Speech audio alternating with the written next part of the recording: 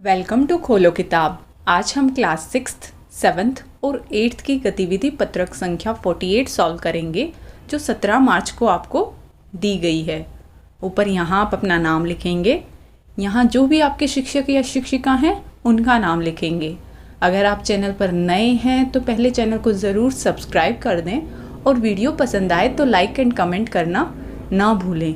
चलिए देखते हैं क्या दिया हुआ इस गतिविधि पत्रक में हमें। हिंदी का आपका ये गतिविधि पत्रक है जिसमें कविता दी गई है। किस टॉपिक पर? होली पर। अब होली आ भी गई है तो उसी टॉपिक से रिलेटेड आपकी कविता दी गई है। क्या कविता है पहले पढ़ लेते हैं। देखो देखो होली है आई, बच्चों के चेहरे पर खुशियां है छाई। मौसम ने ली है अंगड़ाई, शीत ऋतु की हो रही है विदाई। ग्रीष्म ऋतु की आहट है आई, सूरज की किरणों ने उष्णता है दिखाई। देखो देखो होली है आई। बच्चों ने होली की योजना खूब है बनाई, रंग बिरंगी पिचकारियाँ बाबा से है मंगवाई। दादाजी ने प्राकृतिक रंगों की बात है समझाई, जिस पर सभी बच्चों ने सहमति है जताई। बच्चों ने खूब मिठाइयाँ खाकर शहर में खूब धूम है मचाई। देखो देखो होली है आई। बच्चों और बड़ों ने अवगुणों की होली है जलाई। होली ने कर दी है अनबन की सफाई, जिसने दी है प्रेम की जड़ों को गहराई। देखो देखो होली है आई। और नीचे साभार पहल आपको बताया ये कविता कहाँ से ली गई है। मीनिंग आप लोगों को समझ में आ गया होगा, इतनी मुश्किल कविता नहीं थी।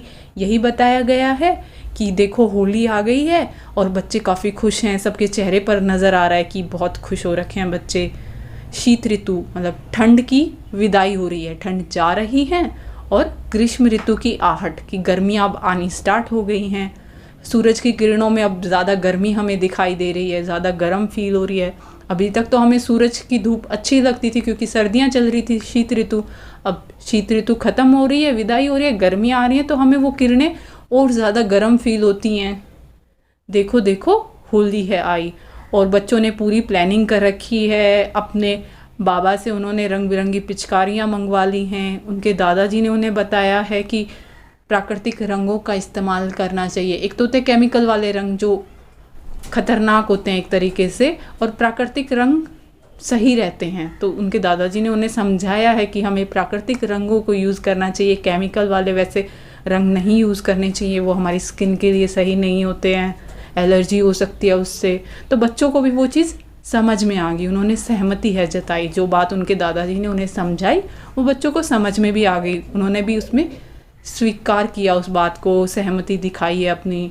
और खूब मिठाइयाँ खा रहे हैं। कोई भी त्यौहार होता है तो मिठाइयाँ बनती हैं, वही बच्चे एंजॉय कर रहे हैं, पूरे शहर में धूम मचा रहे हैं।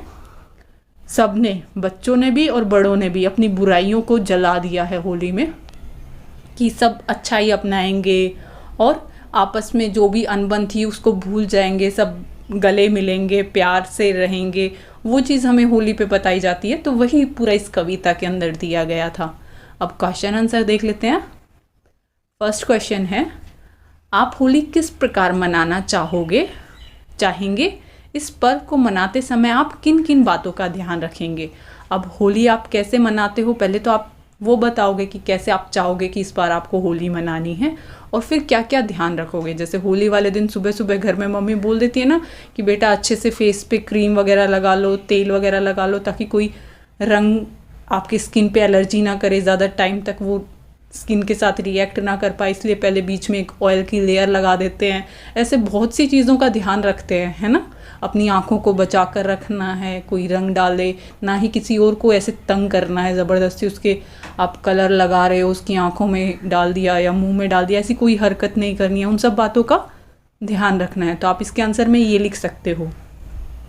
पहले तो यही बताना है कि कैसे मनाओगे, कैसे सेलिब्रेट करोगे होली को, और फिर क्या क्या ध्यान रखोगे। तो ये दोनों बातें साथ में लिख दी कि हम होली पुरानी कटुता को भूलकर बहुत खुशी और आनंद के साथ मनाना चाहेंगे, कि जो पुरानी आपकी किसी से लड़ाई थी वो थी, उस सब को भुला के और खुशी से आनंद से मनाएंगे। गुलाल या रंग लगाएंगे, गानों व मिठाई का आनंद लेंगे। उस दिन गाने चलते हैं, बच्चे डांस वगैरह भी करते हैं और मिठाइयाँ भी खूब खाते हैं। तो उसी तरह से हम अपनी होली मनाएंगे। साथ ही इस बात का ध्यान रखेंगे कि किसी को तकलीफ़ ना हो। जैसे कई बच्चों की आदत होती है वो छत पे से बलून्स फेंकते हैं, किसी को भी मार देते हैं, तंग करते हैं। अब कई लोगों को जाना ज़रूरी होता है, कहीं ऑफिस के लिए जा रहे हैं या कोई दूध वगैरह लेके आ रहा है या किसी के घर में होली नहीं मनाते हैं, तो उनके साथ आप ज़बरदस्ती ना करें कि उनको भी रंग लगाना है। अगर वो मना कर रहे हैं तो उसको मत तंग करो। ज़्यादा पक्के रंगों का इस्तेमाल नहीं करेंगे, कि जो इस कविता में भी बताया था ना कि प्राकृतिक रंगों का इस्तेमाल करो, ज़्यादा रासायनिक केमिकल्स वाले वैसे रंग ना यूज़ करो, मिलावट वाली मिठाई का सेवन नहीं करेंगे आदि, ये सब बातें हम ध्यान रखेंगे। नेक्स्ट क्वेश्चन देखते हैं। सेकंड क्वेश्चन क्या है? हर पर्व की कुछ खास विशेषताएं होती हैं। होली पर्व की किन्हीं 5 विशेषताओं को लिखिए। कि कोई भी फेस्टिवल होता है तो उसमें कुछ स्पेशल होता है, उस फेस्टिवल के बारे में बहुत सारी बातें होती हैं। आपको अब होली आई है तो होली के बारे में 5 पॉइंट्स बताने हैं, 5 विशेषताएं बतानी हैं, क्या स्पेशल होता है होली पे ऐसा। तो आप चाहो तो ये पॉइंट्स लिख सकते हो। आपको कोई भी 5 पॉइंट लिखने हैं, क्वेश्चन में बोला है ना, इनके अलावा कोई और पॉइंट ऐड करना है तो आप वो भी ऐड कर सकते हो। मेन होली से रिलेटेड होना चाहिए कि होली पर ऐसा क्या खास होता है। तो फर्स्ट पॉइंट तो यही लिख दिया, होली रंगों का और हंसी खुशी का त्यौहार है। नेक्स्ट लिख दिया कि होली कब मनाते हैं। यह पर्व हिंदू पंचांग के अनुसार फाल्गुन मास की पूर्णिमा को मनाया जाता है। ऐसा माना जाता है कि होली के दिन लोग पुरानी कटुता को भूलकर गले मिलते हैं और फिर से दोस्त बन जाते हैं। आपने गाना भी सुना होगा, दुश्मन भी गले मिल जाते हैं होली के दिन। तो वही, और बोलते भी ऐसे ही ना स्टार्टिंग में, बुरा ना मानो होली है, तो सबको गले मिला, सबको गले लगते हैं, सबको कलर्स लगाते हैं। कोई आपका फ्रेंड नहीं है, उससे आपकी लड़ाई हो रखी है तो उससे भी पैचअप करने की कोशिश करते हैं। यह पर्व पारंपरिक रूप से 2 दिन मनाया जाता है। 2 दिन होता है, पहले दिन तो होली का दहन होगा और फिर नेक्स्ट डे धुलंडी होगी, जिस दिन फिर रंगों के साथ खेलते हैं। पहले दिन पूजा होती है। इस अवसर पर अनेक मिठाइयाँ बनाई जाती हैं, जिनमें गुजिया का स्थान अत्यंत महत्वपूर्ण है।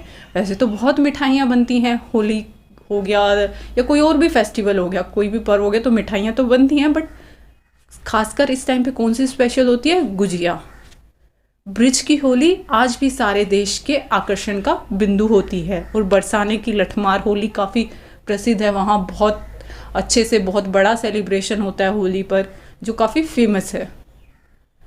आप कोई भी 5 ही पॉइंट लिखें। क्वेश्चन में आपको 5 ही पॉइंट लिखने के लिए कहा गया है, लिखा है ना, किन्हीं 5 विशेषताओं को बताना है।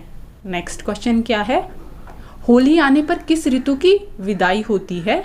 अपने शिक्षक या शिक्षिका या घर के सदस्यों से पूछकर सभी ऋतुओं के नाम लिखें। पहले तो आपको बताना है कौन सा सीज़न इस टाइम पे जाता है, विदाई होती है, मतलब ख़त्म हो रहा है वो वाला सीज़न।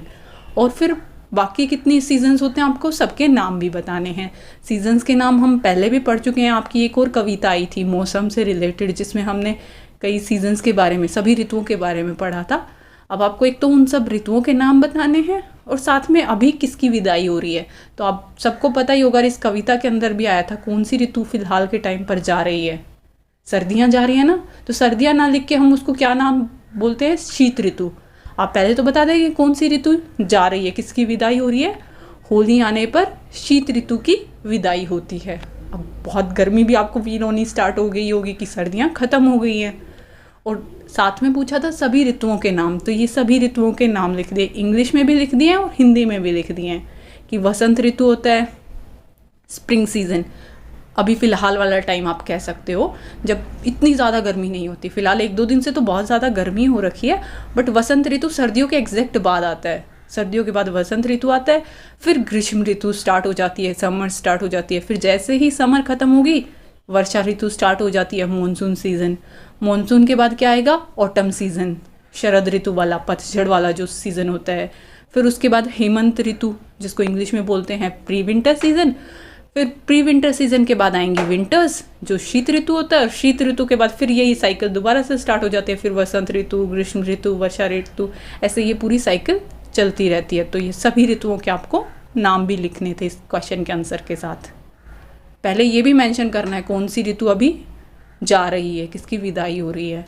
नेक्स्ट क्वेश्चन क्या है? लास्ट क्वेश्चन दिया हुआ है, होली के अवसर पर आपके घर में बनाए जाने वाले किसी एक पकवान या मिठाई का नाम लिखें तथा उसको बनाने की विधि अपने घर के सदस्यों से पूछकर लिखें कि आपके घर पर होली वाले दिन कौन सी मिठाई या कौन सा ऐसा खास पकवान बनता है।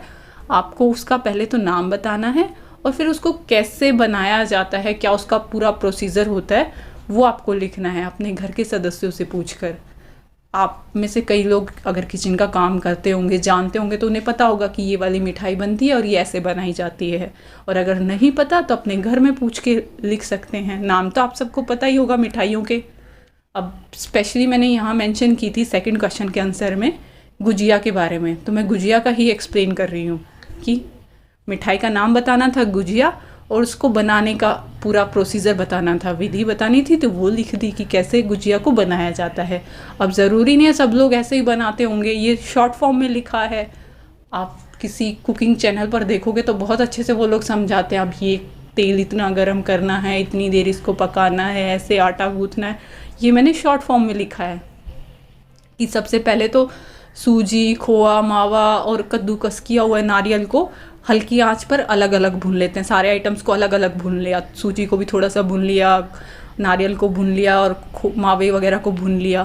फिर जब वो थोड़े ठंडे हो गए तो उन सब में हम ड्राई फ्रूट्स वगैरह ऐड कर देते हैं।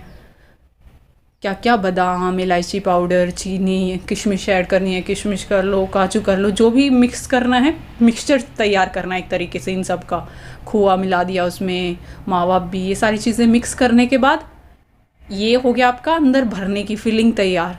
फिलिंग के अंदर किसमें भरनी है अब ये फिलिंग? जो मिक्सचर तैयार हुआ है, मैदे का जो भी आपने आटा गूँथा होगा, पानी और घी डालकर आटा, जैसे डेली रोटी के लिए भी गूँथते हैं वैसे ही आटा जो तैयार किया हुआ है उसकी लोई बनाई, पूरी की तरह बेल लिया और उसको उसके अंदर फिर बीच में क्या रखना है, जो ये मिक्सचर तैयार किया था सूजी का, नारियल का, खोए, मावे का, बादाम, इलायची वगैरह, वो सारा फिलिंग उसके अंदर रख के, और गुजिया का साँचा आता है जिससे एग्जैक्ट शेप गुजिया वाली आ जाती है, तो वो शेप मिल जाएगी। उसको बंद कर दो, बंद करने के बाद उसको तलना होता है तो वो खुल जाएगा अगर ऐसे ही तलोगे, इसलिए किनारों पे हल्का हल्का पानी लगा के उसको बंद कर देते हैं।